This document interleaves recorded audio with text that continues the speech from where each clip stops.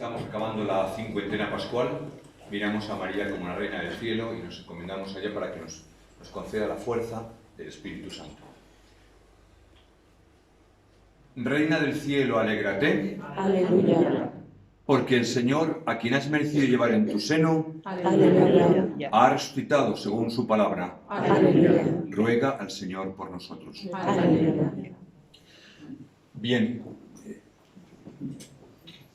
La H de Cayetana es Heidi. Parece mentira, pero lo es. Además de guapa, nombre bonito. Es para mí un honor y una gracia recibir aquí, esta mañana, a la doctora Johnson, arqueóloga, con la que además de una amistad me une también una deuda de gratitud, porque siempre que le he pedido algo, siempre que ha podido, lo ha hecho.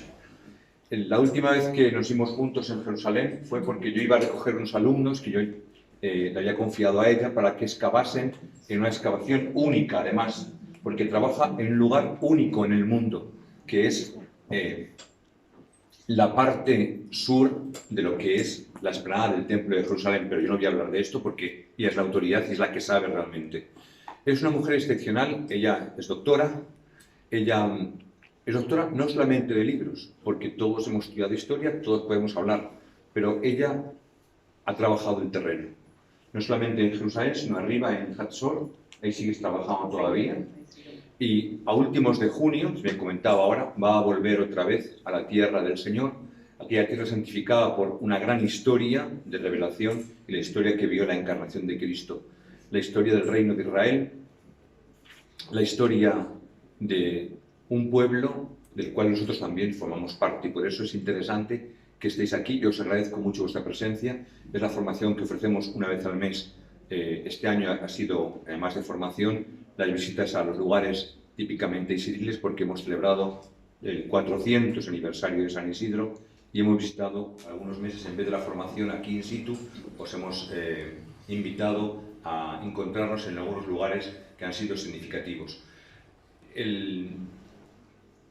El broche de este curso lo pone ahora la doctora Cayetana Heidi Johnson.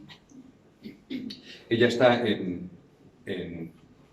como, iba a decir un puente, más que un puente es un magnífico acueducto, porque es una mujer con una capacidad de corazón y inteligencia impresionante, pero está a caballo entre dos mundos, el norteamericano y el europeo, por familia.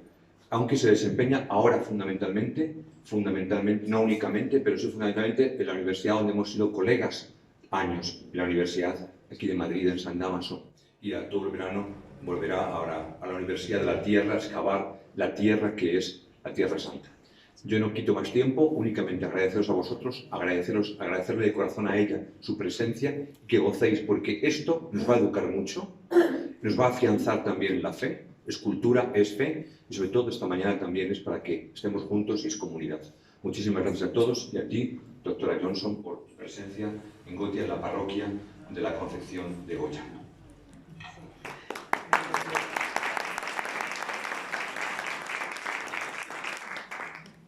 Pues sí, bueno, vas a provocar que se me vaya el rímel, porque me mencionas cada que hablas y me pones tan por las nubes y yo simplemente pues hago lo que Dios espera de mí. Y tener de verdad la bendición de ir exponiendo todo esto durante tantos años, que cuando empecé en 1996 como estudiante, yo digo, por alguna razón Dios me va colocando en determinados sitios, yacimientos, voy conociendo a otros colegas de profesión, directores ahora de excavaciones, y es una relación que no ha parado y que sigue enriqueciéndonos, y sobre todo el tener la oportunidad de llevar alumnos, ¿no? Como llevé a Raúl, a Carlos, etcétera, ¿no?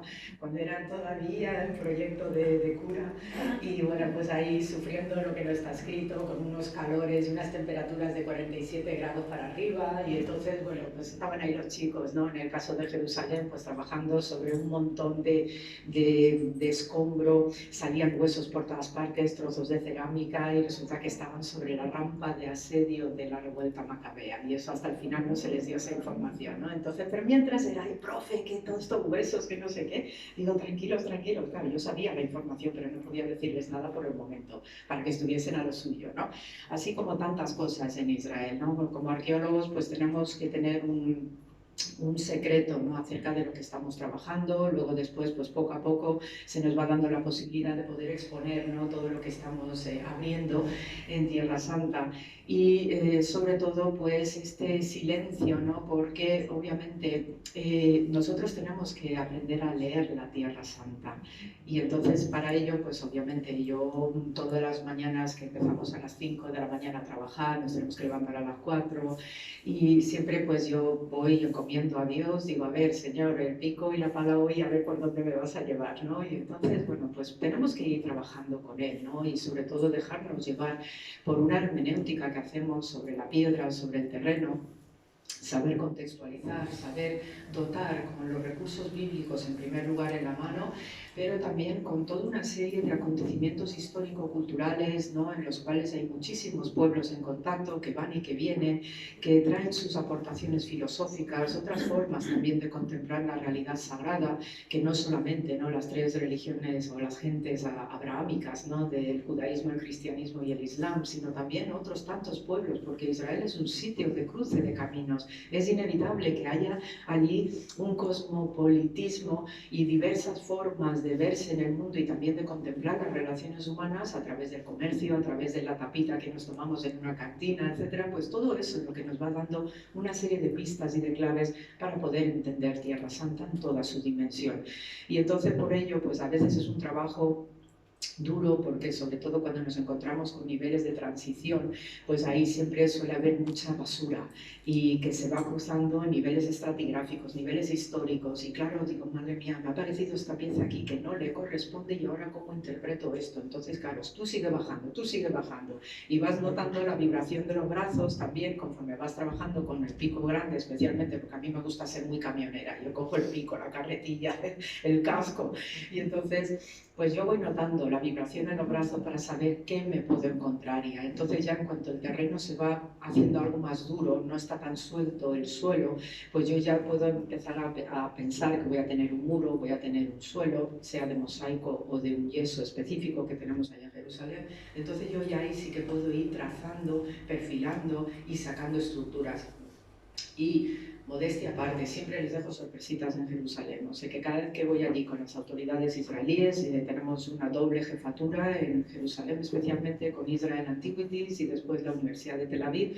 Y entonces pues siempre me ponen en sitios estratégicos porque saben que, aparte que la experiencia, pues tienen algo más que decir, pero saben que encuentro cosas. Y efectivamente les dejo locos. A veces pues me vienen los jefazos de Israel Antiquities y dicen, bueno, pero es que nosotros teníamos que estar ya empezando a desarrollar este proyecto para hacerlo visitable, para que haya peregrinación y sobre todo cristiana, porque las autoridades israelíes quieren reactivar la zona donde estoy trabajando para peregrinación cristiana en particular.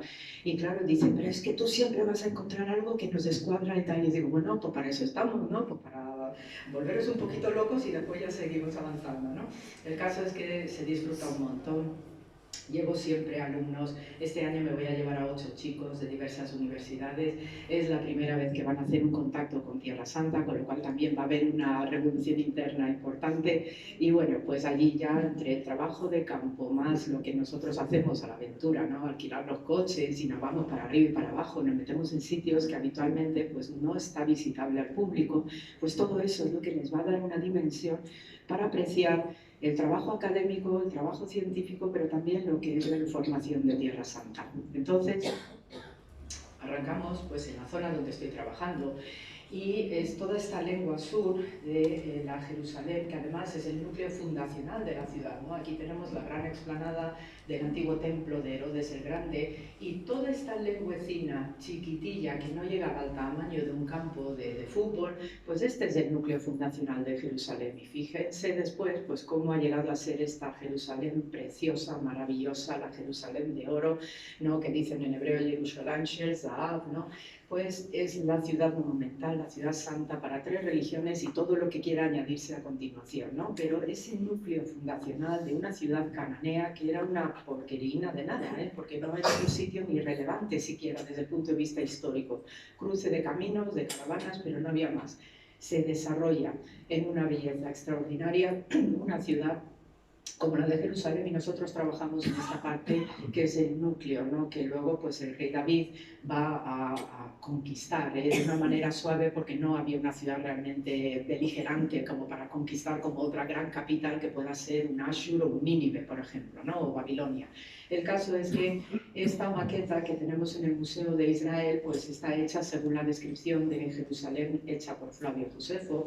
Ha habido algunas correcciones también que se han hecho, ¿no? Conforme ya vamos excavando, pues nos van chivando más informaciones acerca de esta ciudad, y tenemos lo que era el acceso a lo que es la explanada monumental del templo, sobre todo a través de esta escalinata que tenemos aquí. Y yo estoy trabajando en este núcleo donde ya tenemos de los 3 palacios de la reina Helena de Adiabene, que era un reino chiquitillo que dependía de Armenia, se habían convertido en masa gracias a esta super Helena, porque todas las Helenas, si os llamáis Helena por ahí, sois mujeres tremendas. Entonces tenemos a Helena de Adiabene, que hace que el reino de Adiabene se convierta al judaísmo en el año 30, y eso facilita que luego haya las conversiones al cristianismo con poquito tiempo de diferencia.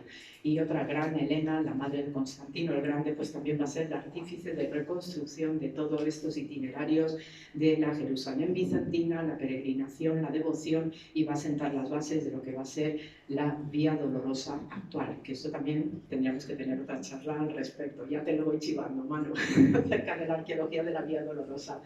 El caso es que, pues, trabajando en toda esta zona, pues claro, tenemos una riqueza monumental porque estamos siempre conectados con la piscina de Siloé, que ahora por fin ya la están abriendo en toda su dimensión. Luego les enseñaré alguna imagen. Y tenemos la gran vía sacra procesional que lleva hacia lo alto de la ciudad. Y esa calle es una vía sacra, lo sabemos, y de hecho hoy se sigue llamando Shir Ma'alot, el camino de los salmos que se cantaban de ascenso. Ahí ya tenemos la imagen siguiente, donde era vía procesional pues para todos los que entraban por el sur de la ciudad y hacían sus baños rituales, ¿no? En la piscina probática de Siloé, y a partir de allí empezaba, ¿no? Este ascenso. Esta calle también la estamos trabajando, y con mucho sigilo, mucho tiento, porque tenemos el barrio árabe de Siloán encima, y también hay momentos conflictivos y hay momentos difíciles. De hecho, cuando empezamos a trabajar allí, nos tiraban piedras, nos tiraban bolsas de basura, o sea que siempre estábamos todos los días con alguna algarabía, teníamos que llevar cascos constantemente puestos por lo que pudiera pasar, ¿no?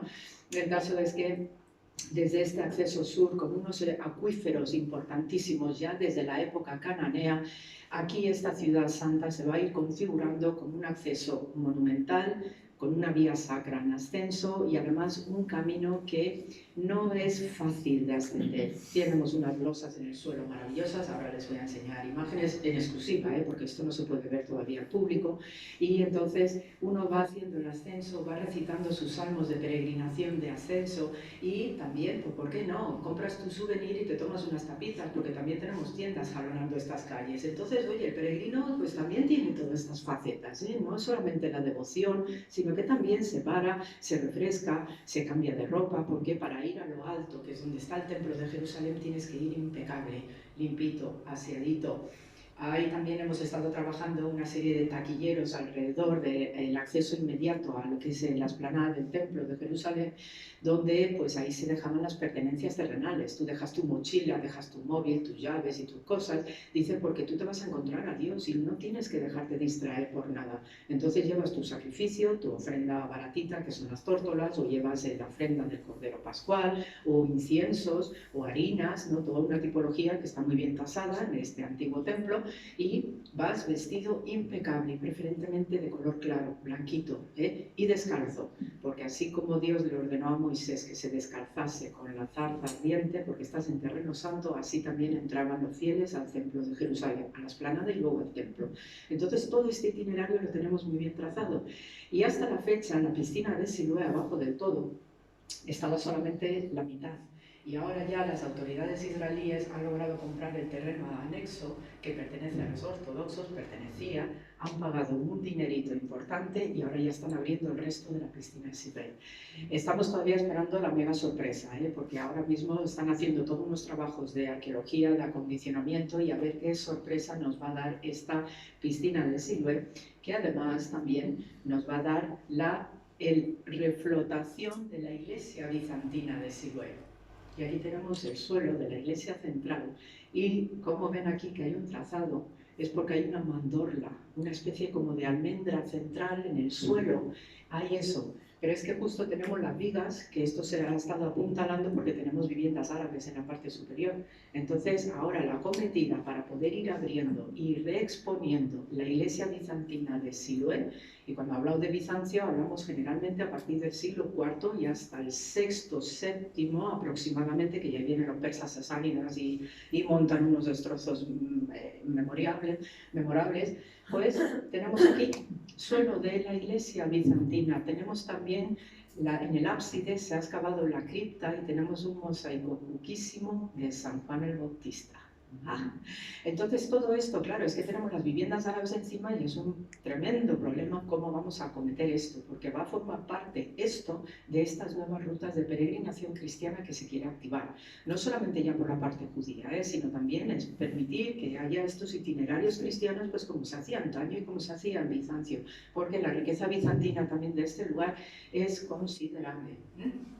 Luego, más detalles de la iglesia bizantina de Siloé. Aquí tenemos restos, aquí hay un acceso también a una parte de la cripta de esta iglesia, pero mirad cómo está todo lleno de hierros, porque estamos apuntalando las viviendas árabes que están encima. Y aquí otro, que además hay un colapso, ¿no? Hay parte del trazado de la iglesia, pero con colapso. Entonces, claro, nos va a tocar un trabajo de años poder reconfigurar toda esta zona y hacerlo más o menos entendible, más o menos visible, pues, para el devoto que vaya a hacer sus itinerarios de peregrinación. Luego, en este digamos, plano de lo que es esta zona sur, que fíjense, tenemos una ciudad de Jerusalén que, como toda ciudad de la antigüedad, se rodea de protecciones naturales. Lo mismo que tenemos una magnífica Roma de las 7 colinas, y el Palatino suele ser la colina principal donde se va a ubicar pues, todos los órganos de gobierno, el palacio del emperador, etcétera, etcétera. Jerusalén también es una ciudad de colinas, aunque no se note a simple vista, pero también está hecha con colinas que rodean y valles. Entonces, nosotros tenemos como valles principales el Valle Kidrón, el Valle del Tiropeo y luego el Valle de la Guerrilla. 3 valles. Y esto también da un servicio hermenéutico de primer nivel para entender el concepto de Trinidad. El número 3 es fundamental en la gematría judía también. Y por eso que la ciudad santa se articule con 3 valles que le va a hacer el servicio de defensa y colinas en lo alto, el principal, el Monte de los Olivos, pero luego vamos a tener diversas colinas alrededor que ahora mismo no se ve a simple vista, pero cuando te están diciendo vamos a subir a Jerusalén, ¿qué me estás hablando de subir a Jerusalén? Claro que se sube a Jerusalén, porque cuando uno empieza el itinerario principal de peregrinación desde el sur, que es el punto más bajo, realmente uno está subiendo, cruzando valles, los 3 valles, y subiendo a las diversas colinas que para algo el Monte Moria es la colina principal. Y es aquí donde se va a ubicar un pequeño, parece ser, santuario cananeo en tiempos cuando esto era una ciudad llamada Jebús, pero luego se va a ubicar aquí el primer tabernáculo, luego el templo de Salomón y luego ya las renovaciones posteriores en el Monte Moria. Esta va a ser la colina principal, protegida naturalmente por pequeñas colinas alrededor, y el principal, el Monte de los Olivos. Todo tiene una lógica y todo se pone al servicio. Esta geografía que se va a tornar sacra va a servir para que esta ciudad de Jerusalén se vaya gestando y vaya creciendo en santidad en primer lugar, pero también para hacer un servicio pragmático de defensa y de protección. Puesto que tenemos una ciudad santa, pues vamos a utilizar todos los elementos, incluso las que Dios nos da como geografía para proteger esta ciudad. Todo esto está totalmente pautado, y en la excavación en la que estoy en el norte, que es la que terminaré la ponencia de hoy, también tenemos los mismos conceptos. Incluso algunas de estas colinas en el norte, como estamos muy cerca de los altos del Golán y de la frontera de Siria y Líbano, y ahí sí que tenemos de vez en cuando ciertas algarabías con Hezbollah y la yihad islámica, pues el ejército israelí actual sigue utilizando estas colinas que antaño sirvieron para ciudades cananeas como posiciones militares. Y entonces estamos excavando, hemos hecho algunas catas de una de estas colinitas donde hay una torre de estas de conexión, de telecomunicaciones, formaciones, ¿no?, del ejército israelí, y debajo tiene restos arqueológicos. Todo eso hemos hecho ya unas capas, con lo cual lo que fue en el pasado también sigue siendo útil para el presente.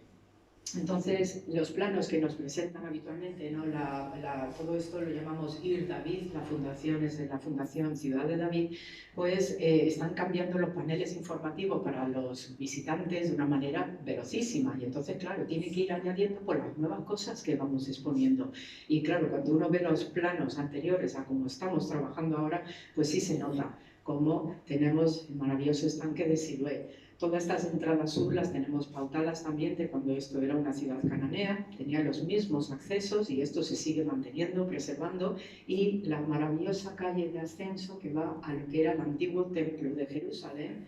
Pero vete aquí que tenemos sorpresitas, porque no solamente tenemos una calle donde ahí se combina pues digamos un rosado liso y empieza una secuencia de escalones, luego otro tramo liso y una secuencia de escalones. Es decir, que no solamente es una gran vía de la ciudad como nosotros entendemos una gran vía comercial, sino que al ser una vía sacra de peregrinación, el peregrino no puede acceder de manera veloz, fácil y rápida a Dios. Tiene que ir preparándose poquito a poco para hacer ese itinerario de espiritualidad que le va a llevar finalmente a la explanada del templo y al santuario. Entonces, no facilitas el acceso a Dios, no se accede por la vía rápida ni la vía fácil. ¿Qué falta de respeto es esa? Tú abres la puerta de tu casa y tú no entras así, pues aquí estoy yo, soy el invitado y me tenéis que mimar y cuidar y darme lo que me dé la gana. No, así no funciona con Dios. Y por tanto, estas vías sacras tienen una función. Y cuando se llega aquí arriba del todo, que están las escalinatas monumentales de las puertas, los túneles que ya te lleva al santuario, esos escalones están inacabados a propósito, para que el peregrino se plante allí. Dice, me queda el tramo final, Señor, y tengo que dolerme, me tienen que doler las rodillas para acceder a lo que es el santuario. Está todo tan bien pautado y es una hermenéutica fabulosa que de verdad te da toda una dimensión de por qué estamos trabajando aquí. Y ocurrencias también estupendas que estamos teniendo. Aquí hay una piazza y lo notamos por el losado del suelo, porque tú tienes las losas que van rectitas, secuencia, ¿no?, de losas cuadradas de cierto nivel, empaque, muy bien hechas desde el punto de vista del maestro cantero, y luego hay un espacio donde las losas cambian de dirección. Y estas placitas, sabemos que en el antiguo Jerusalén, ahí se celebraban novilunios. Esto que tanto denunciaban los profetas bíblicos de los novilunios, de apartad las prostituciones de vuestros pechos y tal, que decía el profeta Oseas, etc. Resulta que la fiesta del novilunio, al ser el calendario lunar en el judaísmo, pues el primer mes, que es la luna nueva, es un día estrictamente femenino. Y es aquí, en los novilunios, donde se reunían mujeres en las placitas de este tipo para celebrar el novilunio. Es el día de asueto femenino, es decir, dejas al marido o a quien sea las labores domésticas y la mujer se engalana, se pone bella a hacer una reunión de chicas y a celebrar el novilunio. Y esto se seguía haciendo en época de Jesús y por eso tenemos ahí esa placita. Aparte de que también era un lugar pues a medio camino, ¿no?, de lo que es este itinerario sacro, donde pues la gente se paraba, hacía una vida social, porque también había mercaditos y había tabernas y había cocinas así, pues para que la gente también socializase. Pero tenemos esto detectado. Entonces, esto también son detalles, ¿no?, de la vida cotidiana y la vida riquísima que tenemos. Y en la parte donde yo estoy, que es aquí, resulta que, manteniendo la continuidad de lo que es esta vía sacra, estamos trabajando haciendo un túnel por debajo del pavimento actual, cruzando por debajo de la actual puerta de la basura. Quienes conozcan Jerusalén, la Dam Gate, estamos ya tunelando a una velocidad también sostenida en el tiempo para encontrar el enganche que ya cuando esta ciudad santa se convirtió en bizantina a partir del siglo IV, sabemos que esta vía procesional se siguió conservando. Hay diversos retoques, ¿no?, de lo que no solamente es la obra de Herodes el Grande y de Poncio Pilato, sino también está la época del emperador Adriano, Alea Capitolina, siglo II, y luego la fase bizantina. Pues esta calle, como ya el templo de Jerusalén ha desaparecido a partir del año 70 con la destrucción de Tito, pues ahora con los siglos y al haberse hecho bizantina, cristiana, la ciudad de Jerusalén, pues este tramo final se reconduce hacia la izquierda para llevar a todos los peregrinos cristianos hacia el Santo Sepulcro. Y eso ya lo tenemos localizado, ya lo tenemos ahí trabajadito. Estamos abriendo, estamos túnel y todo esto pues por los sacos terreros, todo el escombro, y entonces ya tenemos ahora dando debajo del pavimento actual, cruzando por debajo de la puerta de la basura, porque sabemos que al otro lado tenemos el enlace con uno de los cardos que dejó el emperador Adriano en el siglo II, cuando rehizo la ciudad como área capitolina. Ya lo tenemos ahí. Con lo cual nos está dando unas sorpresas descomunales. Y es más, les puedo chivar que tenemos ahora una segunda calle que sube desde Siloé hacia el monte Sión y engancha con el camino que va detrás, que caminó Jesús para ir a Getsemaní detrás de Galicanto. Ya lo tenemos ahí. Ahora, eso, si nosotros estamos aquí con viviendas árabes encima y estamos viéndolas y deseándolas, imaginaos lo que va a ser hacer el siguiente itinerario para llegar hasta Sidón. Claro, era otro camino especial. Y entroncando con este camino que sí está muy bien pautado arqueológicamente hablando detrás de Galicanto. Entonces, claro, todo eso va a ser un obrón y a ver cómo convences pues, a los Habibi allí para que diga, oye, porque los israelíes lo que están haciendo es pagar un buen dinero por las viviendas árabes. Y entonces eso, pues te lo cedo porque si me estás dando 4 veces más lo que me vale mi casa ahí, pues soy un millonario. Y eso es lo que están haciendo. O sea que, contra todo pronóstico, las cosas van. Poquito a poco se van exponiendo esta ciudad maravillosa. Y aquí tengo el yacimiento, y fíjense lo cerquita que estoy, de la explanada. Y todo esto, el nivel de calle, en su momento, cuando empezamos aquí a abrir esto como una excavación de emergencia, esto era un parking para autobuses turísticos, taxis y demás, y entonces el nivel del suelo era esto. Imagínense las toneladas de tierra que hemos movido durante todos estos años, desde el 2007 que empezó como un proyecto de emergencia hasta el año pasado. Frenazo de los 2 años por tema COVID, que ahí yo estaba ya que me subía por las paredes, porque yo cuando llega ya el mes de junio ya me noto la adrenalina, como la savia de los árboles que empieza a surgir, porque ya la mano me pide pico, me pide aquí agarrar y empezar a romper y a ver agujero. Pues eso, pues todo esto es lo que hemos ido quitando, con una estratigrafía también importante, porque al ser arqueología urbana, los niveles estratigráficos se van colocando uno encima de otro. Hay algún pequeño momento de tierra, porque hay a veces rellenos que hacer, pero principalmente los edificios siguientes se van a apoyar en los previos, porque tengo un suelo muy sólido, con un gran muro y tal, y ¿para qué voy a estar tirándolo? Pues lo reutilizo y me sirve como cimentación de la nueva vivienda. Entonces, en este nivel es el que estuvieron trabajando nuestros Carlos, Raúl, etcétera, ¿no? Y tenemos, en primer lugar, una señora mansión romana del siglo III, era cristiana, y esto nos lleva pues a lo que es ese arranque de abajo en Siloé, las cositas nuevas que se están exponiendo y que todavía no está visible del todo para el público. Entonces, donde yo estoy aproximadamente, pues vamos a tener el arranque de lo que es la vía sacra, la piscina de Siloé, la tengo a mis espaldas, y lo que se ha ido detectando en esta calle de ascenso, que fija todos los barras de hierro que hay, porque estamos sujetando las viviendas árabes, hay pequeñas estancias talladas en la roca madre, y esta es una forma de vida que también es muy propio del Oriente Próximo, ¿no? El vivir en las casas cueva, ¿no? Más de una ocasión me habrán oído pues, el tema del nacimiento de Jesús en Belén, o la casa de la Sagrada Familia también en Nazaret. Ese tipo de vivienda troglodítica es muy habitual, y empezamos a detectar este tipo de estancias, y por la proximidad a la piscina de Siloé, por lo visto eran tiendecitas de tipo ultramarinos. Y entonces ahí pues el peregrino que hacía ya su ablución en la piscina probática de Siloé, pues ya iba subiendo y podía comer, podía picotear, podía comprar algo, también algún souvenir, ¿no? Que también lo sabía. Y entonces ahora lo que están haciendo las autoridades israelíes, pues hacer una recreación para que uno se haga una idea de lo que eran este tipo de locales. Y todo es piedra, todo es eso, cuevecita, ¿no? A la que está flanqueando lo que es la calle esta vía sacra, y pues tienes de todo. Y entonces pues ahí ya el peregrino o simplemente el mercader, ya no sé, el pescador, pescadito ahí colgado, ¿no? Salazonado como el bacalao, pues también era una delicatessen.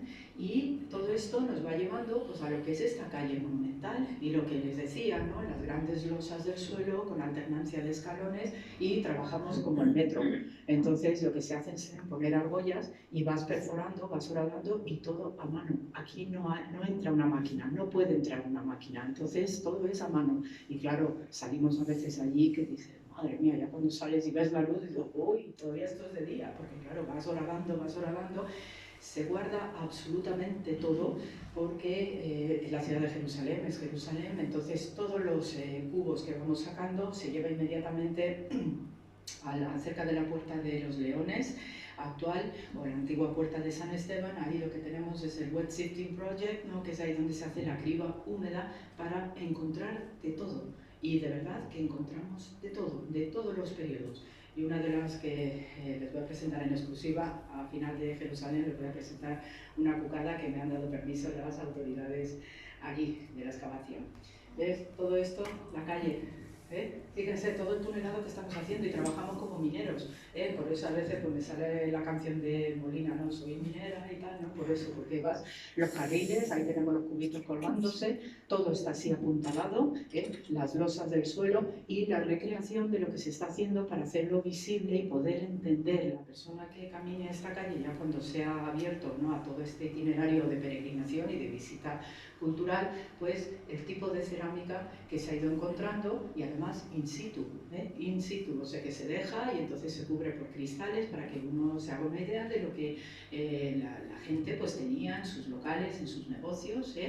Otro aspecto de esta calle, que esta es más estrecha pues porque tenemos unos edificios encima y entonces no se ha podido abrir más para que no colapse el edificio, y esto también es una auténtica joya que lo que han hecho ha sido cubrir con una media luneta, una cúpula de cristal, le han puesto una iluminación alrededor porque esta moneda que se quedó incrustada en el suelo obedece ya a la época ya de la destrucción ultimísima del año 70 de Tito. Entonces las monedas que se acuñaban en esa época eran Judea y una palmera. Y la edición siguiente numismática que va a hacer el emperador romano es la Judea Capta. Va a añadir el Capta. Fíjate qué malo, o sea que eso siempre me coge algo el corazón. Pues esta es la ultimísima moneda acuñada, la tipología numismática, antes de la caída del Templo de Jerusalén. Y la siguiente edición va a ser la de Tito, Judea Capta, con el mismo motivo.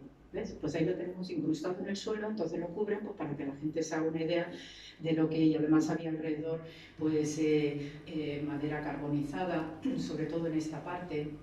En este tramo estamos hacia una media altura, ¿no? de ascenso, y entonces también ven aquí los locales, hay locales, ¿no? que están flanqueando lo que es esta calle, y este podio pues, fue algo muy extraordinario, nadie podía entender, y muy cerca tenemos esa monedita y restos de una palmera achicharrada, entonces que se quedó en el suelo también incrustado. Y claro, todo el mundo viendo este podio dice, bueno, ¿qué están haciendo estos señores? Es decir, porque cuando uno ve podio lo asocia pues, a un lugar alto, un lugar cúltico, y resulta que lo que es un sitio, es una rostra donde la gente públicamente se subía a decir cosas. O viene un profeta que de repente le da por hablar y por decir arrepentíos, arrepentíos, o viene alguien, un paisano, que me han robado el burro, si alguien sabe dónde está, que lo restituya. Y esto sí que tiene que ver con lo que tenemos en el Talmud. Es decir, que para evitar llevar a la gente a tribunales, que siempre es una exposición pública y un escarnio, avísale en privado. Si yo tengo sospecha de que me has hecho daño, me has injuriado, me has robado, etc., amonesta a tu hermano en privado. No le expongas públicamente, dale la oportunidad de arrepentirse. Y eso, para esto servían estas rostras. Y esto tenemos ahí la referencia ni más ni menos que de Gamaliel, que es el gran maestro de Pablo de Tarso. Es decir, que tenemos todas estas cuestiones de justicia, también de vida civil, de vida social, y para esto, este púlpito, la verdad que fue una gran sorpresa por aquello de decir qué podía representar esto. Entonces, otra panorámica de lo que es el yacimiento, y lo que tenemos son estas estancias, aquí hay otra, continúa por aquí y donde ven aquí estas bases de columnas y este espacio central, esto es el peristilo de una villa romana. Tenemos una señora mansión romana. Aquí en esta zona hay otra estancia que ahora lo tenemos protegido, hay un mosaico también monumental, y lo que estamos haciendo, porque la villa romana hay que preservarla, pues ir trabajando en los espacios internos. Entonces yo llevo trabajando varios años en estas habitaciones, todo alrededor, y también hemos profundizado aquí en el peristilo con una buena o estupendísima sorpresa. Y en el peristilo, ese, digamos, jardín central que tiene toda mansión romana, encontramos el nivel de destrucción de Babilonia del 587, Nabucodonosor II.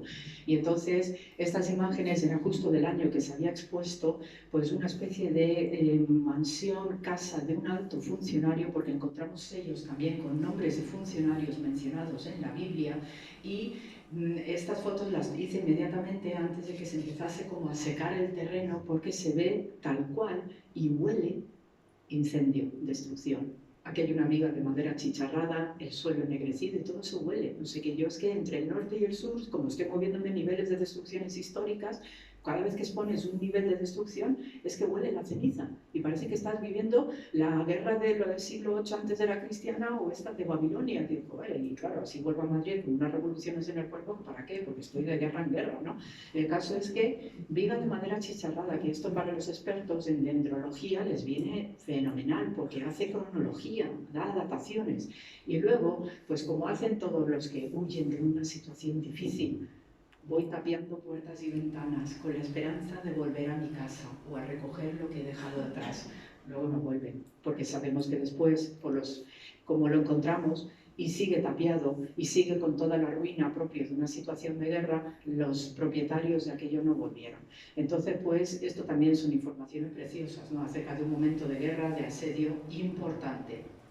Y ya, pues, del año pasado, se nos han ido confirmando más cosas. Es este entorno que les acabo de mostrar, ya más seco, porque ya ha pasado unos cuantos años, y claro, cuando expones, ¿no?, todo ese nivel original, pues se va secando el terreno, pero tenemos puertas, hay tres estancias. Se encontraron marfiles preciosos, y esta es parte de una reconstrucción gigantesca, es decir, que aquí había un refinamiento, pero lo grandioso es que aquí en esta estancia aparecieron ánforas que, como trabajamos con el Instituto Weizmann a nivel de microarqueología, ellos aplican los protocolos de la microbiología a la arqueología, y entonces fueron rascando las paredes de esas ánforas que nos encontramos allí y contenían vino importado de Rodas aromatizado con vainilla.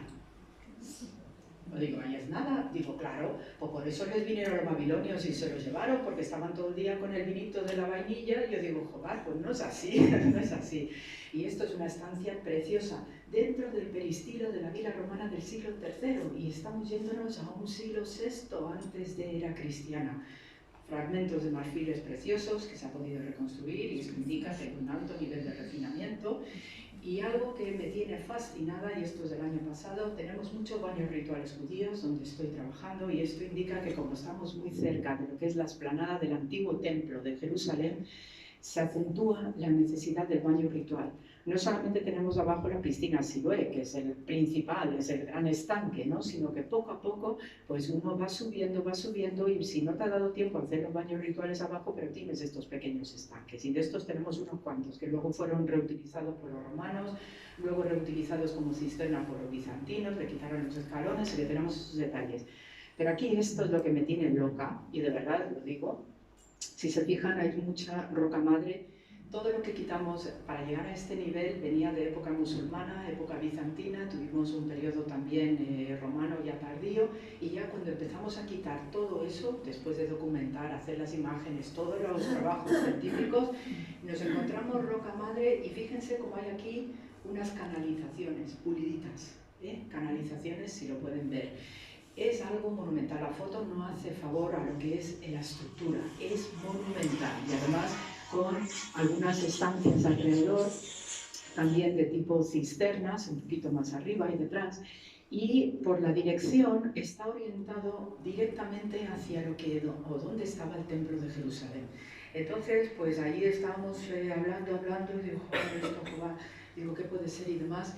Y yo tengo la pista de que puede ser un drenaje de la sangre del sacrificio del templo de Jerusalén. Porque sabemos, y por descripción está, y en la Mishnah, en el Talmud, que donde los sacerdotes sacrificaban en el templo, especialmente el cruento, la sangre del cordero pascual, las ofrendas pequeñitas de animales, había un pozo que le llaman el pozo de las ánimas y tenía un drenaje interno, un sistema de fontanería para evacuar esa sangre, obviamente, porque no puede quedarse la sangre en el santuario. Todo eso tenía que ser limpiado.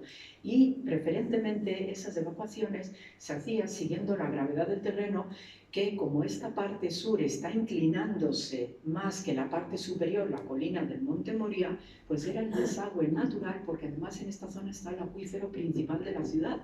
Y por tanto, qué mejor sistema natural, nunca forzado, porque para las cuestiones rituales tiene que ser todo lo más natural posible, la evacuación de la sangre del sacrificio. La limpieza de la sangre en el santuario de Jerusalén era algo que hacían las mujeres. Utilizaban unos linos específicos por la pureza del material y limpiaban esa sangre, era tarea de ellas. Por eso se entiende lo que estaba haciendo María en la película La Pasión cuando está limpiando la sangre de Jesús.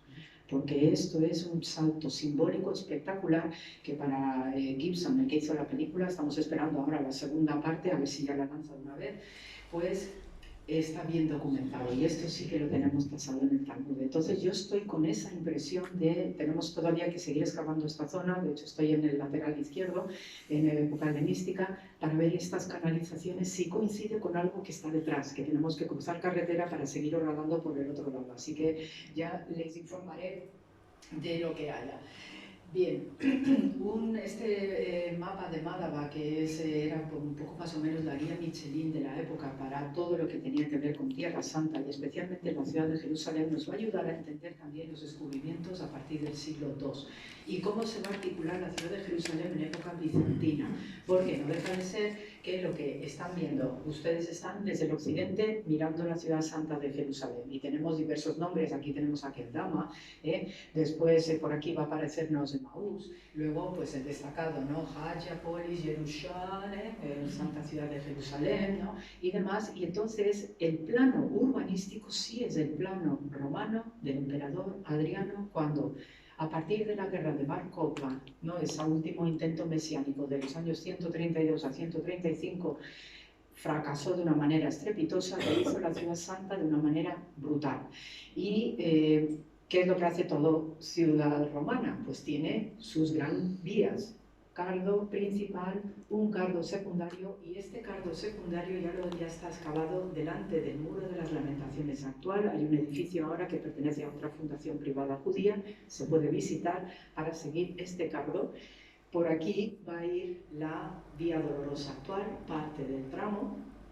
Aquí está la actual puerta de Damasco, que coincide en el trazado con lo que era la puerta de Adriano, Aelia Capitolina, y ¿qué es lo que hacen los bizantinos? Cuando llegan Constantino y Santa Elena, pues siguen utilizando, también son romanos, y siguen utilizando el trazado urbanístico de Jerusalén de entonces porque les viene muy bien. Y lo que es el cardo principal, ¿no? Principal de toda ciudad romana, ahora para la cristiandad es la vía sacra, que nosotros estamos trabajando en enlace con este, aquí abajo, donde les acabo de explicar donde estoy excavando. Entonces, fíjense el trabajo que estamos haciendo como topos debajo de la ciudad santa actual, pues, para hacer todos los enganches y activar esto para la peregrinación cristiana. Entonces, ahora mismo el decúmano romano de antaño se va a transformar en una vía sacra para la cristiandad, donde vamos a tener el Santo Sepulcro y la Nea Ecclesia proyectada por el emperador Justiniano en el siglo VI.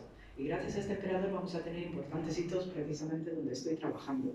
Y esto me sirve pues, para iluminar lo que también tenemos como joya, pocos metros debajo del actual Muro de las Lamentaciones, este teatro, Odeón, se llama así técnicamente, Odeón del emperador Adriano. Un Odeón no es para representaciones dramáticas al estilo clásico de teatro, para eso tienen otros espacios y con una estructura particular. El Odeón son para las reuniones civiles del Concejo, los miembros importantes de la ciudad. Y esto explica por qué nuestros parlamentos tienen esta forma de semicírculo, porque este es el origen. ¿Ok? Entonces, debajo del muro de lamentaciones, si se ven aquí los sillares herodianos, unos cuantos metros más abajo, por eso está todo apuntalado, porque encima está la cueva donde van los judíos ortodoxos, ¿no? Ahí con sus libros, ¿no? Su sidurim y tal, aquí está. Y además es que el dato curioso es que no está acabado porque había estallado la guerra de Bar Kokhba con el emperador Adriano, esta que les acabo de comentar, por eso están escalones que no están acabados. O sea que no sabemos hasta qué punto hubo aquí servicio en este Odeón.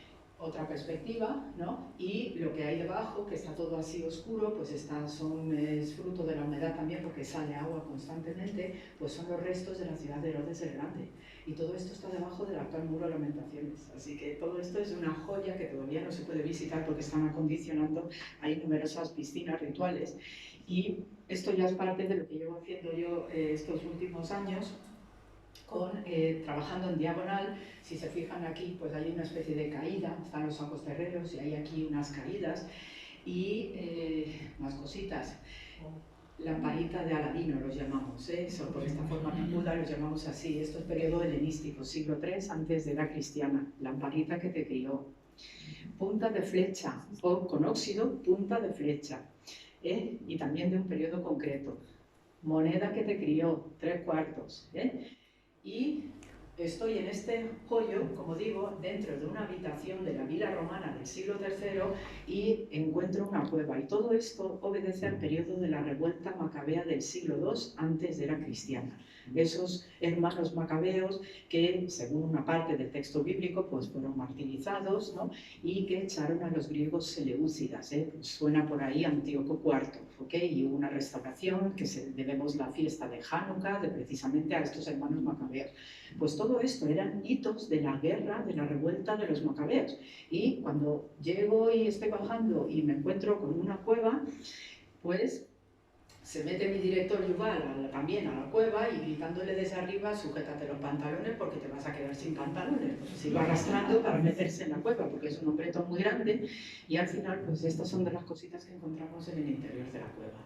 Y pertenece a una estructura monumental, todo esto, y esta es una tipología de cerámica propia de ese periodo helenístico, que pertenece a lo que Flavio Josefo definió como la Acra, una fortaleza monumental que especialmente protegía toda esta zona sur.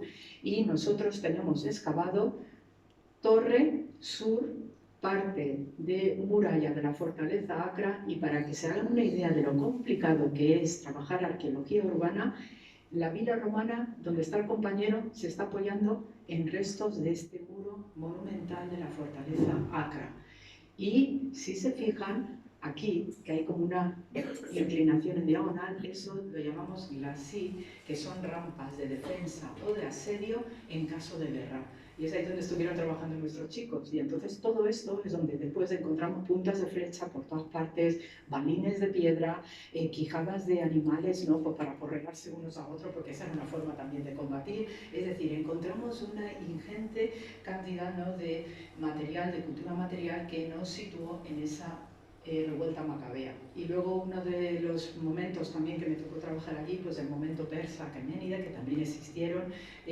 Les enseñé ese momento de la destrucción de Babilonia del 587, Nabucodonosor, pues inmediatamente después vino la restauración, la vuelta del exilio de Babilonia con los persas aqueménidas, y entonces pues me tocó trabajar ese nivel también, que había poco, pero había, y claro, el poco que había, semejante mortero, o sea que ahí hacían unas salsitas maravillosas. O sea que esto sí que es una factura típica de los persas aqueménidas que trabajan el basalto, y es un mortero gigantesco que apareció allí semienterrado, y se ve por el tamaño del cubo, pues el tamaño que tiene precisamente. Y ya pues para rematar esta parte de Jerusalén, donde he estado trabajando estos dos últimos, o sea que el año pasado y el 19, pues estoy pegada ya a lo que es ese túnel famoso que está conectando debajo de la puerta de la basura, y había que trabajar esta zona, que está muy apretada, muy compactada, porque estamos justo, ¿no?, con una habitación de la vila romana, que es donde está esta parte de madera, y debajo, miren la estructura que hay. Entonces, claro, pues me ponen ahí con dos alumnos que llevaba a definir roca madre, ahí la tengo, y con una pequeña estancia aquí arriba, y entonces, pues claro, yo veo hay muretes y hay estructuras, ¿no?, muy bien hechas y mucho colapso. Y me aparece lamparita. Y esto sí que es periodo helenístico. De nuevo, estoy en un contexto de la revuelta macabea, pero en este rincón. Y entonces, pues, seguimos trabajando. Hay que definir muy bien esas piedras, porque también por el nivel de caída uno sabe qué puede esperarse debajo. Y al final, el año pasado, la última semana de agosto, les dejé esto. Fíjense la diferencia. Fuimos quitando ya, pues, para ir definiendo esta estructura. Seguimos perforando también por aquí. Y al final les dejo las sorpresitas que les suelo dejar, pues un suelo helenístico de yeso amarillo. Y ahí se ha quedado, porque me han dicho que voy a continuar por aquí para entroncar con el túnel que va por debajo de la puerta de la basura. Así que vamos a estar un poco como locos este año. Y esta sorpresa, que es la exclusiva que les presento, de las maravillas que nos toca encontrar en Jerusalén. Este artículo está publicado en internet de una de mis jefas de allí, de Yana Chejanovets, que es la esposa del dueño de la taberna Armenia, precisamente en el barrio armenio. Entonces, pues tengo la confianza suficiente con ella, le pedí permiso, y entonces, dentro de todo este tinglado de lo que es la vila romana, ahí hay un edificio tardío de época bizantina, y desde aquí va subiendo la calle esta procesional desde Siloé. Y estamos en el nivel bizantino de la calle. Entonces, aquí me tocó trabajar durante unos cuantos años, y el resto, pues bueno, ahora ya hemos ido profundizando, seguimos trabajando sobre esta calle porque hay que entroncar con esta vía sacra, ¿no?, haciendo túneles. Y aquí sí que encontramos numerosos objetos de peregrinación llamados eulogia. Los eulogias son todas las medallitas, estampitas, rosarios, todo lo que sea que tú llevas, y cada vez que ibas a Tierra Santa, y así nos lo describen los relatos de peregrinación, pues tú coges y frotas en el Santo Sepulcro, frotas en la Basílica de la Natividad, le bañas con agua bendita, todo este tipo de prácticas de devoción personal, y te lo llevas. Dice, ya está, ya lo tengo santificado. Pues entre las eulogias encontramos este anillo maravilloso que le llamamos el anillo de la resurrección. Entonces, un anillo de peregrinación femenina. Y tiene el relato del Evangelio de Mateo. Dos señoras aquí que están llevando sus óleos para la tumba, porque recordad que estábamos, ¿no?, con esa ida y venida a la tumba de Jesús. Es un cuerpo tremendamente maltratado y ultrajado, y había que hacerle esos ritos constantemente. El superangelote sentado, y se le ve la aura, y en el centro el edículo del Santo Sepulcro. Este anillo está datado de finales del siglo VI, comienzos del VII, y lo que se ve es la gran cruz y la imagen del edículo que estaban viendo esos peregrinos cuando eran las basílicas bizantinas.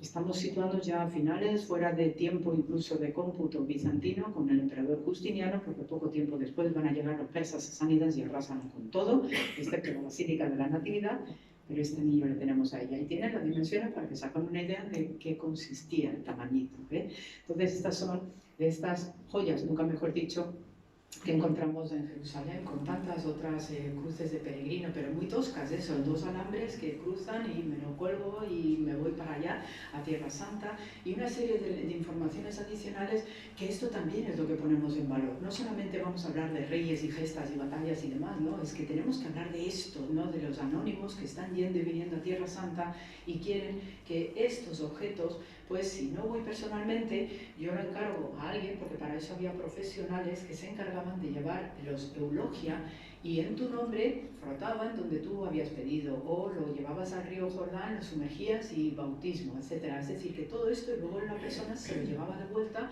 al francés o al español o al italiano y tal, porque no podía peregrinar a Tierra Santa.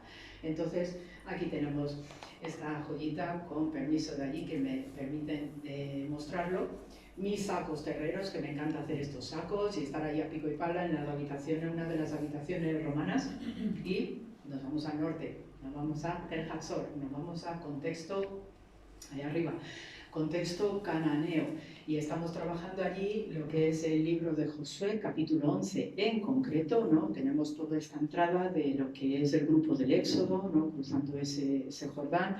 Ya Moisés va a fallecer fuera de Tierra Santa, y entonces pues la gesta de Josué, lo que tenemos como principal al norte en Tel Hatzor, es porque Hatzor era una ciudad monumental para los estándares y los niveles de la época, una ciudad que llegó a tener hasta 15.000 habitantes y eso es una auténtica barbaridad para los patrones demográficos.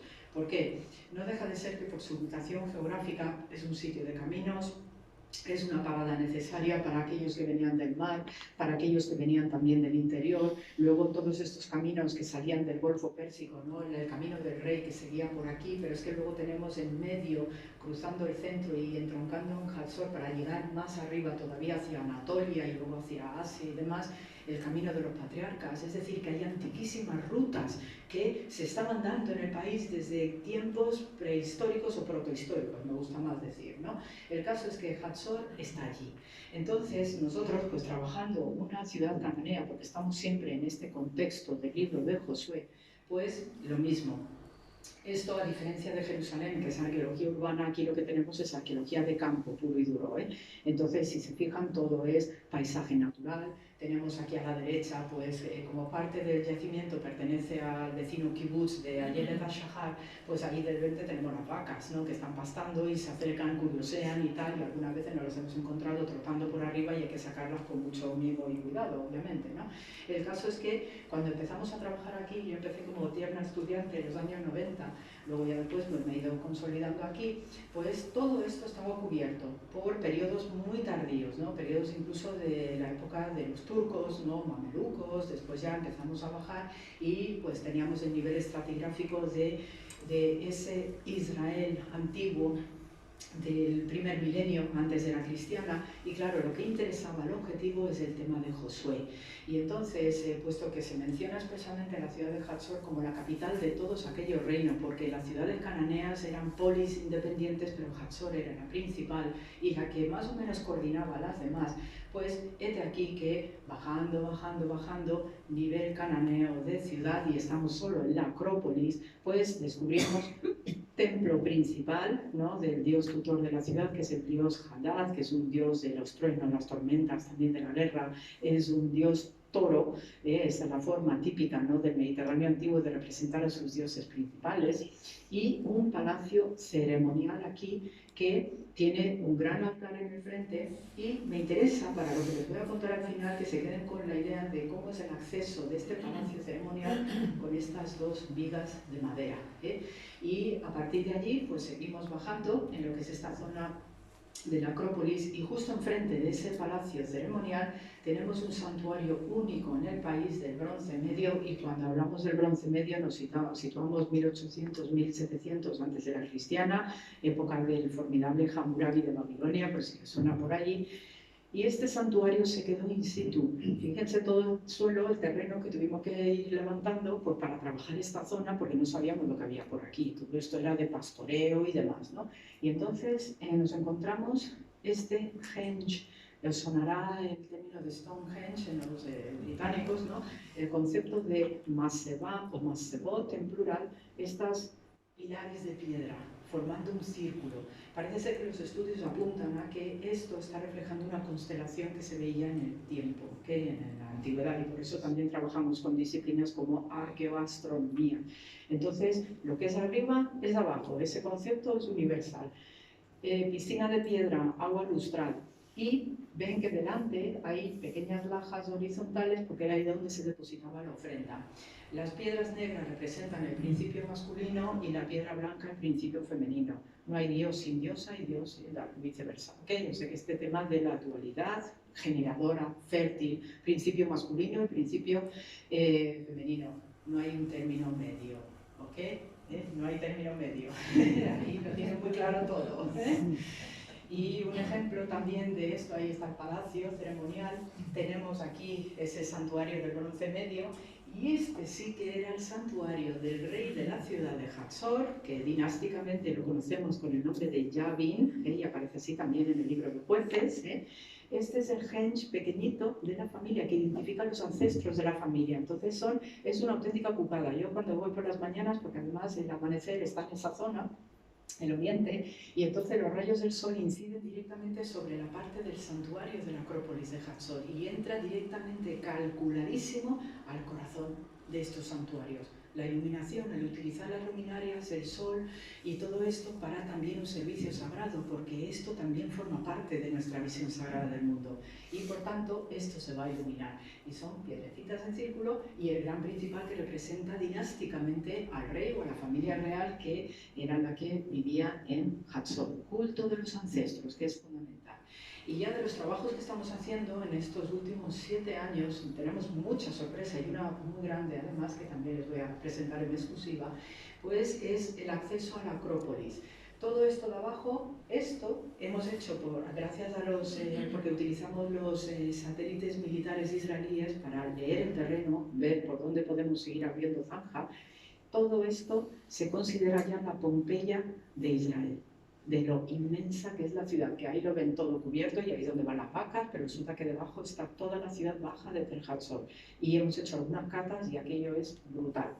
El caso es que nosotros estamos trabajando en la Acrópolis. Acceso monumental de la Acrópolis. Este itinerario, aquí hay un podio de basalto negro. El basalto es una piedra muy utilizada en el norte, en la Galilea en su conjunto. Y es aquí donde bajaba el rey a recibir a su homólogo o mandaba un visir para recibir también a los embajadores o las personalidades importantes. Y luego ya se hacía un acceso a una gran piazza, que ahí estábamos sacando el suelo, que lo llamamos de grano de arroz por la forma, y este es el resultado de la excavación que hicimos de la piazza.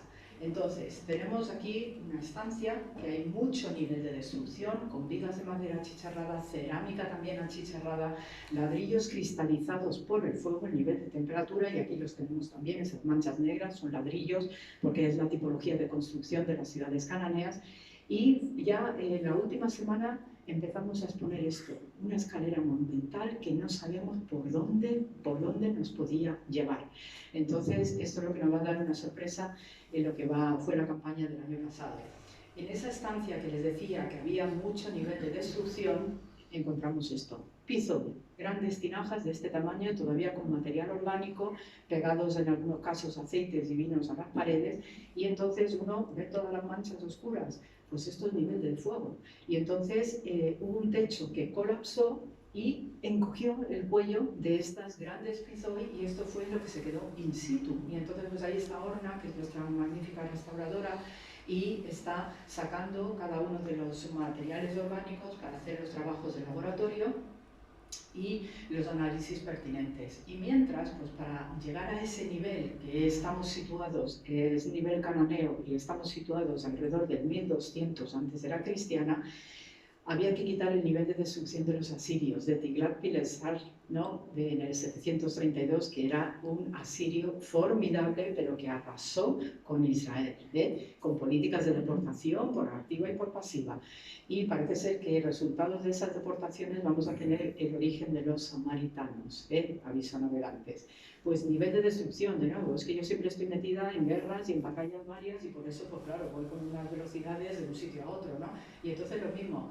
Nivel israelita, siglo VIII antes de la cristiana, llegan los asirios, nos menean a todos de aquí, y la cerámica tipo del norte, que la llamamos hipos porque es así muy redondita, muy barrigona, ¿no? Pues lo mismo, colapsó un techo encima, se quedaron ahí incrustados, y todo esto pues ya lo hemos sacado porque nos esperaba una gran sorpresa debajo. Entonces, vista aérea de lo que es este acceso de la Acrópolis de Tel Hatzor, estamos en la entrada, porque detrás de los árboles es donde está todo ese recinto palaciego, el templo, etc. Pues tenemos muralla del formidable rey Salomón, que Salomón, también nos dice el texto bíblico, que rehizo la ciudad de Megiddo, Gezer y Tel Hatzor. Muralla casamata de Salomón. Y a los laterales tenemos todavía a nivel israelita, que estamos trabajando, pero esta ya es la parte cananea de la ciudad. Fijaos, debajo de esto del Salmón estamos con el nivel cananeo. Y claro, los israelíes, las autoridades están muy pendientes de nosotros, porque tenemos que seguir avanzando para exponer la parte cananea, pero claro, Salomón no se toca. Entonces vamos a tener que hacer otros túneles para ver cómo vamos a trabajar debajo de la muralla de Salomón. Entonces, del año pasado, pues nivel israelita, y hay reutilizaciones de diversos materiales procedentes de la época cananea que sirven pues, para crear un lagar para el prensado de aceite en este caso.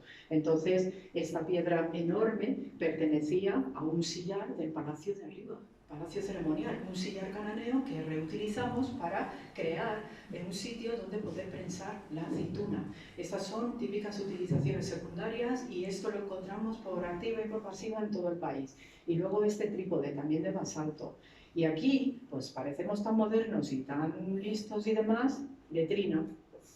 Es en utilización secundaria, esto se ponía en el suelo, agujero que te crió y ahí te ponías. Entonces, pues esta piedra pues, está muy bien hecha, muy bien tallada y fue utilizado secundariamente para un murete ya de época posterior y ahí se quedó. Entonces, este tipo también se analizan esas piedras y se encuentran con bastantes parásitos de la época de los cananeos, que tenían unos cuantos bichos en las tripas. Entonces, de esta parte cananea, aquí está, justo ahí arriba, está la muralla de Salomón, siglo X, pero todo esto es periodo de lo que va a destruir, por lo menos por el texto bíblico, Josué. Entonces, las manchas oscuras se corresponden, ¿no?, con niveles de fuego importantes, donde se cristalizaron los ladrillos, y es más, sabemos en qué momento hubo el ataque de esta ciudad, porque alrededor de las 3, 4 de la tarde, hacia el norte está el Golán. Entonces suele venir un viento de Siria que atraviesa a través de las montañas del Golán y crea una especie de fuelle embudo que potencia que el viento que llega a esta zona sea inmenso. Y lo hemos experimentado, porque nos vamos allí por las tardes a veces, ¿no?, para registrar y hacer más cosas, y hay un viento aquí salvaje que pica la piel. Y ese fue el momento que quienes tomaron y destruyeron la ciudad de Hatzor utilizaron de nuevo los elementos de la naturaleza, porque ese viento atizó aún más el fuego de la ciudad y elevó la temperatura para que esos ladrillos de adobe se cristalizasen. Todo eso lo tenemos muy bien pautado, para que vean cómo son los antiguos, que de tontos ni un pelo, y esto lo tenemos muy bien pautado. Entonces, yo soy el señor que viene de fuera, voy a la Acrópolis, que es el lugar de las instituciones, lugar palaciego, lugar elegante por excelencia. Llego, me va a recibir el rey o el ministro de turno, el funcionario también, porque siempre se pagan impuestos cuando uno llega a una ciudad.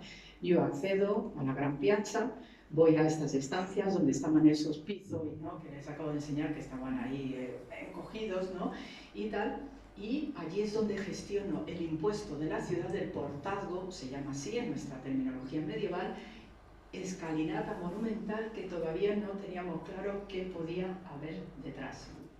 Entonces, trabajando esa escalinata monumental me llevan el año pasado y estoy trabajando ladrillos. Miren aquí un ladrillo cananeo, blanquito, alterna blanquito y rojo, también en caída. Y me voy encontrando aquí estas manchas oscuras, es madera achicharrada. Y yo estoy ahí trabajando, tengo aquí un escalón, tengo más materiales de ladrillo, una viga de madera en caída achicharrada, y esto es una joya para los dendrólogos, de nuevo insisto, porque nos da cronología por los anillos, también en caída. Todas estas manchas es fuego, fuego, puro fuego, y de repente suelo de parqué. ¡Oh! Ríete del héroe Merlín y compañía. No, estos señores, y en el palacio de arriba también tenemos suelo de parqué. Pues aquí esto es el suelo de parqué y esto es una viga de madera en colapso. Y ladrillos chamuscados también en colapso. Pues había suelo de parqué y además notamos que tiene una pequeña elevación de centímetros del suelo porque utilizaban el concepto de gloria para calentar suelo radiante por debajo de estos edificios, porque lo que estamos teniendo aquí es un palacio administrativo.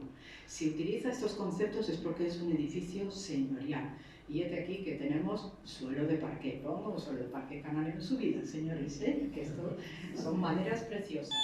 Y este es el parqué que tenemos incrustado en el palacio de arriba, el palacio ceremonial. Ahí está. Y entonces pues tienen una distancia con respecto al suelo bruto, ¿no?, la cimentación, porque luego circulaba aire caliente para que estuviese calentita la cosa. Todo esto lo tenemos ya ahí muy bien pautado. Y del año pasado yo estuve trabajando en este esquinazo, fíjense todos los ladrillos en caída, pues tuve que definir para ver, cuando vemos las caídas de piedras o de ladrillos en este caso, podemos intuir la trayectoria de un colapso de un techo y saber qué puede haber en el interior. Entonces, yo estoy trabajando mi suelo de parque, la viga de madera, y resulta que tengo aquí a los compañeros que también estamos exponiendo una base redonda de piedra, y aquí hay otra base redonda. Y encontramos alrededor restos de madera. Si se acuerdan del palacio superior que decía, quédense con la idea de esas dos vigas de madera importantes en la fachada, pues es esto. Esta es la base de dos señoras columnas de madera, árbol. Esta además se utilizaba en la madera del Líbano, preferentemente los cedros, porque con el tiempo estas maderas se petrifican y son incombustibles y aguantan muy bien todos los tramados arquitectónicos. Pues esto nos indicaba que había aquí un pórtico, y el pórtico nos chiva de también una tipología de palacio que conocemos como Bit Hilani en la antigüedad próximo oriental. Tienen en mente, si lo conocen, el palacio minoico de Cnosos, si les suena. Suelen ser palacios que tienen una gran plaza central, un salón noble alrededor, pórtico y después muchas estancias alrededor que tienen muchas funciones y muchos usos. Pues ese concepto es típico de la era de bronce del otro lado del Mediterráneo y lo tenemos en su equivalente semítico. Entonces nosotros estamos ya con la idea de que, por un lado, tenemos nivel israelita, que también ahora les voy a enseñar otra sorpresa. Este nivel israelita, siglo 8 y 9, con un edificio de pilares típicamente israelita. Esto se ve mucho también en Megiddo. Tenemos la muralla casamata del rey Salomón. Ya nos hemos quitado el nivel de destrucción asirio y ya en este nivel me tocó trabajar al lado de la muralla de Salomón y llegué al periodo de jueces. Ya ha llegado el periodo de jueces. Todo esto lo tenemos que quitar porque lo que tenemos aquí es donde estaban esos pisos grandotes, ¿no?, que les enseñaba hace un momento. Palacio administrativo cananeo, Bit Hilani. Sigue por aquí la gran piazza, la escalinata monumental, y aquí tenemos las dos bases de las columnas. Y ahora tenemos que seguir perforando para allá y vamos a seguir hasta el fondo, pero claro, tenemos que preservar la parte salomónica porque las autoridades israelíes así lo exigen. Y esta vista de lo que es el Bit Hilani, todo esto es un palacio descomunal con su acceso por aquí, el podium, la escalinata monumental, las dos bases de columnas, sigue en el interior porque esto era el pórtico y tenemos que seguir profundizando por lo menos hasta el extremo. O sea que todavía nos quedan unos cuantos años de pico y para. Y de los hitos que tenemos correspondientes a la era de bronce, este trozo de esfinge, un regalo del faraón de turno al rey Javid de Hatzor. Es el único ejemplar que tenemos con el cartucho de Miquerinos o Menkaura que existe en el mundo. Hasta los egipcios se volvieron locos porque no lo tienen ni en Egipto. Y claro, esto se nota que tiene signos de damnatio. Por aquí está rota posta, por aquí también en el esquinazo. Lo encontramos en la campaña de final ya, el último día, que fue de las típicas cosas que nos pasan a los arqueólogos, en un uso secundario en un murete de época israelita. Es decir, a partir del 1000 antes era cristiana para nosotros. Y entonces estaba ahí metido y nosotros limpiando para la fotografía aérea, etcétera, etcétera. De repente alguien mete más el cepillo y se da cuenta que hay garabatos y que hay unas garras. Y efectivamente, cuando llegaron quienes invadieron la ciudad de Hatzor, arrasaron con todo. No solamente desde el punto de vista de quemar edificios y los lugares principales, que suele ser el gobierno y el santuario. Eso siempre es el objetivo de toda invasión. Sino que también todos los objetos que se encontraron decapitan los dioses, por ejemplo, esa es una marca habitual, y todo lo que sea representación de una historia precedente, el concepto de damnatio. Y por eso esto estaba roto a posta y utilizado secundariamente para un muro siguiente, y una auténtica joya. Y este otro también, sabemos que en Tel Hatzor había una escuela de escribas y utilizando la lengua cananea correspondiente, que luego va a ser el pariente más cercano de eso que llamamos hebreo bíblico, también el fenicio, también el moabita, pues este es un alto funcionario, ¿no?, de Memphis al servicio de este faraón, y encontramos también esta pieza roto a propósito en un muro secundario israelita y su nombre aquí, y los egipcios locos. Pues ¿de qué cosas os están saliendo en Hatzor, que está bastante al norte del país? Pues esto indica que hay unas relaciones internacionales de primer nivel, porque si hay un escriba, como este señor que está sentado en la posición de escriba, ven aquí la pierna detrás, en genuflexión y el pie delante, su nombre es porque hay algo mucho más importante de lo que sospechábamos.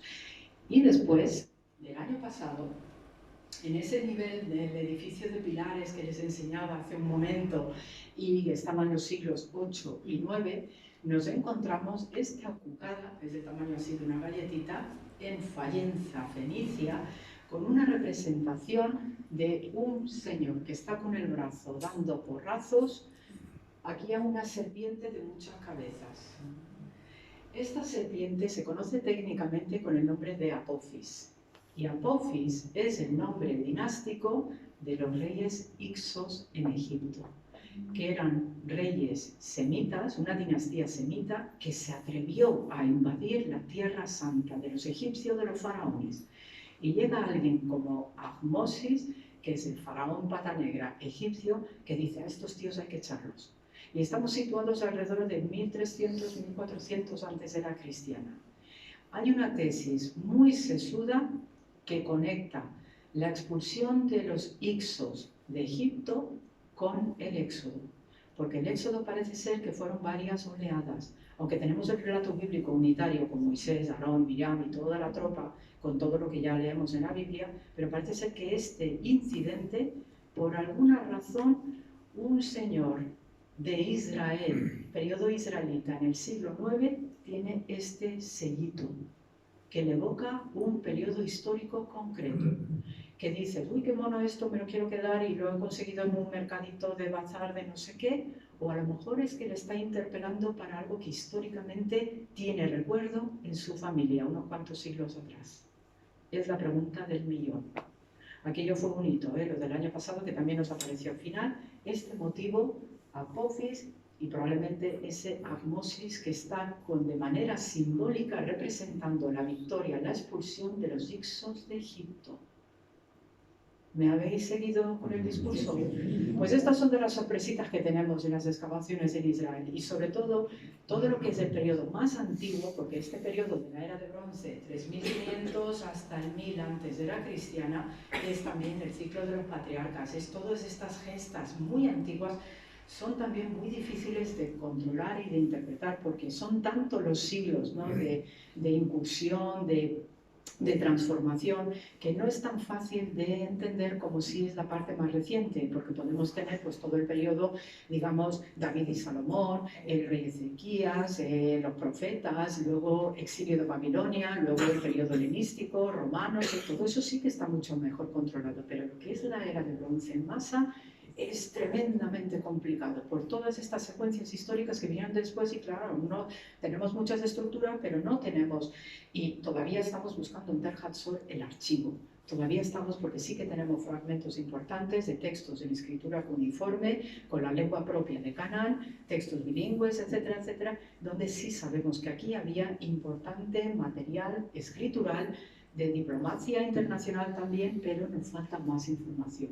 Y mientras, pues nos van apareciendo estas pequeñas joyitas. Entonces, si estamos con esa cosa del grupo del Éxodo relacionado con ese mundo de los Hicsos que sale de Egipto, que es que no salieron de una sola vez, es que fueron expulsiones variadas, fruto también de un colapso de civilizaciones de la era de bronce, pues todo esto nos puede situar mucho mejor, y sobre todo porque con estos trabajos que hacemos con el Instituto Weizmann, en periodos de la era de bronce hay unos cuantos movimientos cronológicos. Todavía no se afirman en según qué periodos, porque hay que hacer más estudio todavía, porque esto es mucho, ¿no?, de estar sentado viendo, contextualizando, etcétera, y sobre todo por comparativa con los egipcios y los mesopotamios, pero no deja de ser que es fascinante y que nos ayuda a entender también que fecha más arriba o más abajo, pero nos ayuda a contextualizar, nos ayuda a situarnos, sobre todo con la cultura material de los pueblos y lo que nos van dejando, que poco a poco vamos exponiendo con el pico y la pala. Y hasta ahí hemos llegado. Así que muchísimas gracias por la paciencia.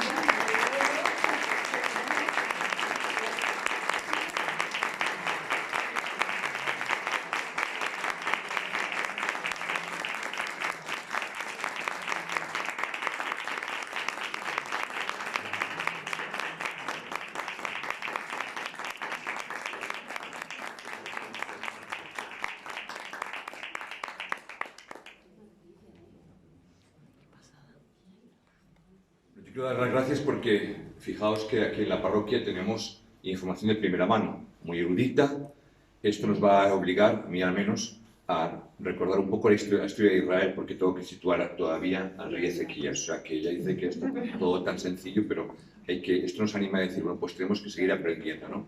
Yo reitero las gracias de corazón y quiero hacer una pregunta.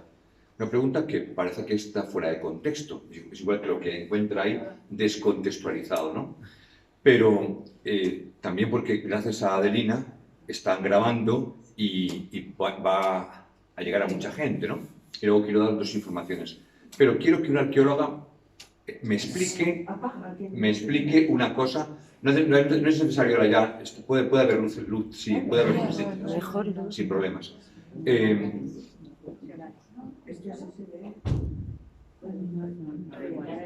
Da igual, como queráis. Que no encienda, que no encienda. Yo quiero seguir viéndolo. Bien, pues este año, 23, vais a oírnos muchas veces hablar de los nacimientos, de los belenes, porque es el año aniversario teóricamente, del primer Belén. Pero yo quiero que una arqueóloga me diga en este momento qué significa que los pastores oyeron de los ángeles que encontrarían un signo, un niño en un comedero de bestias. En un comedero de bestias, un niño que además estaba fajado en un pesebre. Eso lo hemos oído desde pequeños, ¿eh? Sí. Pero, ¿por qué este signo?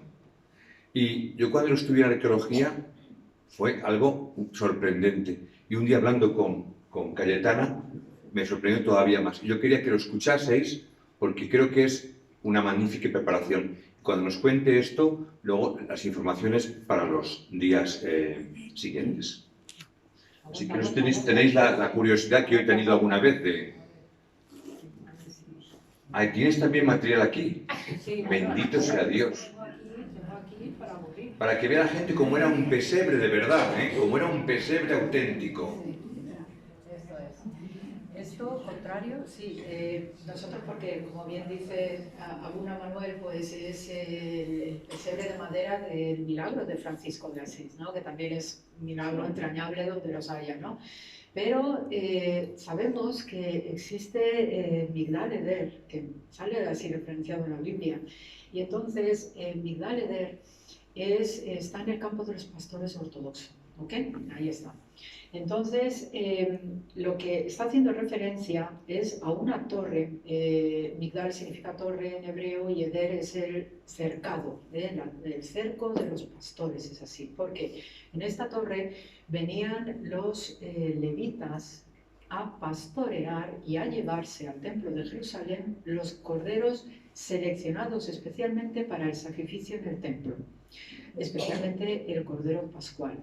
Entonces, los pastores alrededor de toda esta zona de Belén tenían una excelente reputación como pastores, como ganados también y de tener animales excelentes. Entonces, el levita, entre sus funciones, que era poliédrico, el levita era un multiuso fenomenal, pues entre sus obligaciones era la de pastorear en este Migdal Eder los corderitos que seleccionaban previamente de estos pastores autóctonos que estaban en el sur, ¿no?, de Jerusalén. Y entonces los comederos de todos estos pastores, y también en el norte, en la Galilea lo tenemos así, son de piedra, no es de madera, ¿eh? La piedra ya es en sí un material kosher, ¿ok? Es un elemento de purificación ritual y sirve también para vajillas, especialmente en la Pascua judía, pesa que son de piedra, es un material específico, ¿eh? Nada de copas bonitas, de oros y tal, no, tiene que ser algo muy sencillo por lo que representa la Pascua judía, que es ese momento de desierto, de salida con lo opuesto de Egipto y tal. Por tanto, nada de lujeríos, todo sencillez y toda humildad. Entonces, la piedra es ya de por sí este material de purificación ritual por excelencia. Cuando los pastores de las levitas de Migdal Eder están allí ya recibiendo los corderitos, lo que hacían era envolverlos en tiras que procedían de vestiduras o vestimentas sacerdotales levíticas que habían caído en desuso, cortaban en tiras y envolvían al corderito con esas tiras que son de vestimenta santa de un sacerdote.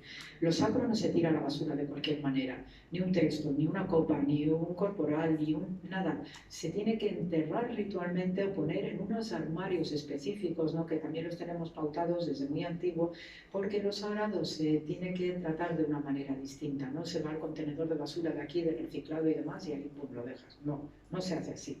Entonces, lo mismo sucede con la vestimenta sacerdotal, es decir, que no lo tiraban, sino que lo cortaban en tiras para envolver a esos corderitos, los depositaban en estos comederos para dejarlos listos y llevárselos a Jerusalén, de tal manera que el animalito estaba inmóvil, estaba allí a resguardo y no tenía ninguna herida, o a lo mejor porque ya saben los corderos, son bebés y se ponen a trotar y se pueden hacer algún raspón. Entonces los tenían allí. Y cuando el superangelote les dice, ¿no? Los pastores, dice, id allí, ved lo que ha acontecido, claro, se encuentran con un bebé Jesús en un comedero de estos, envuelto en pañales. Imaginad la impresión que les hace a los pastores que están haciendo lo mismo en esta torre Migdal Eder. Es que ese es el trasunto de lo que están viendo en esa cueva pesebre de Belén. Han visto lo mismo, el Cordero Pascual en ese bebé Jesús. Entonces, claro, la fusión en su conciencia es tan espectacular que si no se tienen estas claves, no se entiende por qué esa impresión que recibieron los pastores de ver a ese nene envuelto en pañales, en un comedero de estos de piedra, como los corderos de Migdal Eder. ¿Me seguís? Entonces esto es mi trabajo, esto es a lo que yo me debo, y esto está muy bien tipificado en el Talmud, ¿eh? En el Tratado de Sotá está, perdón, Shekalim, el de los pesos y las medidas, porque ese es el que rige todas las ofrendas del templo, las obligaciones sacerdotales y las cuantificaciones, etc. Entonces, claro, pues esos pastores se debieron quedar pasmaos viendo a ese nene y además recibiendo esa información adicional de tipo sobrenatural como para que hacer la unión inmediata de Migdal Eder y el Cordero Pascual ahí en esa cueva que se debe ver.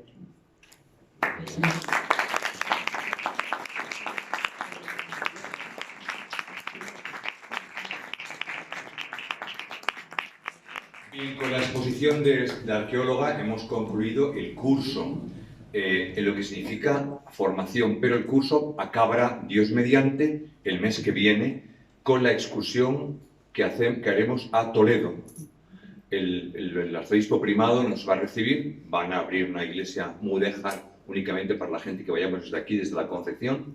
El día 17 tendremos tiempo libre, tendremos también comida conjunta y luego, para quien quiera la visita turística, que quiera un café, y luego acabaremos con las vísperas en la otra iglesia mozárabe, que es Santa Justa y Rufina. Comenzaremos por Santa Eulalia. Aquí están nuestras autoridades que nos pueden sugerir cómo hay que hacerlo, y le preguntes luego a Alicia, que está aquí Adelina, está aquí un montón de gente delante de Gotia que puede decir cómo podéis hacer la inscripción y cómo tenéis que hacer el pago para la excursión.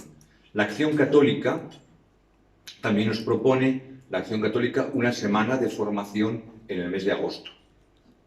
Abierta a todo el cristiano que quiera venir, sea niño, joven, familia, tarde de formación, oración, mañana de formación, oración, tarde de playa y tiempo libre. O sea, pues en una semana se conjuga un eje espiritual interesante, un eje cultural de primera categoría, porque además la oración la llevará el Padre Diego y la formación varios profesores distintos, y luego tenemos la posibilidad de tener tiempo libre, como otros años, ir a Morella, Sagunto, Peñíscola, la playa, un montón de posibilidades, y es muy barato.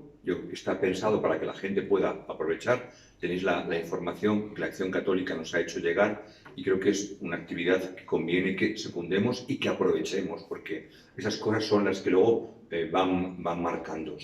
Y sin más dejo la palabra ya a Alicia para que en nombre de toda la comunidad despida a Cayetana.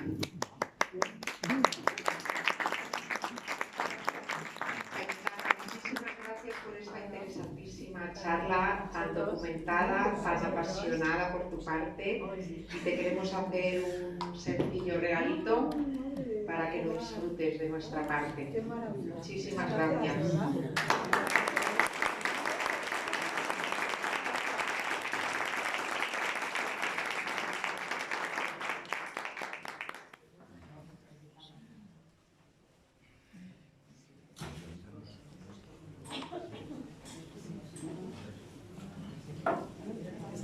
Adelina, muchas gracias.